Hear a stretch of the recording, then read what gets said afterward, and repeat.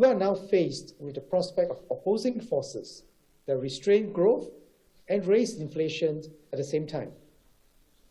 So as we seek to exit the COVID-19 crisis, global central banks and fiscal authorities need to navigate the macroeconomic challenge skillfully.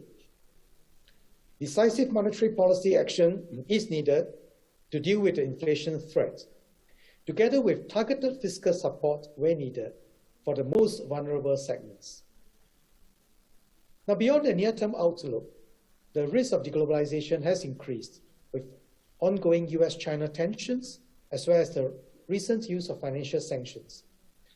But we are not yet at the tipping point. The global trading system has proved quite robust despite the hurdles, with global trade at a record high last year, despite the pandemic. But we cannot take this for granted. COVID-19 has reminded us just how interconnected and interdependent the world is.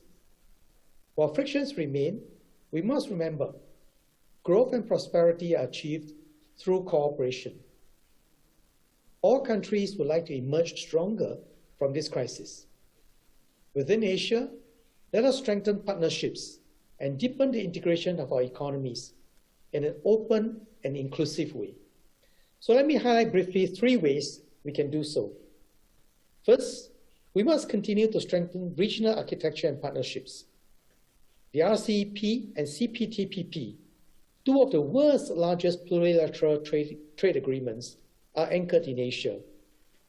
We continue to welcome like-minded partners to join these arrangements and remain open to new partnerships ahead. Second, COVID has accelerated structural changes in the global economy, particularly digital and sustainability. We should harness this as new sources of growth.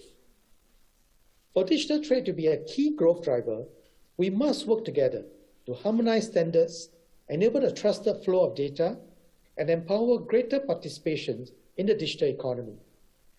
For sustainability, we should pursue this not merely as an economic goal, because climate change is existential to humanity. But green growth is a collective effort as it requires huge amounts of capital and leading-edge technology. And many countries can contribute to this effort. They all can contribute to this.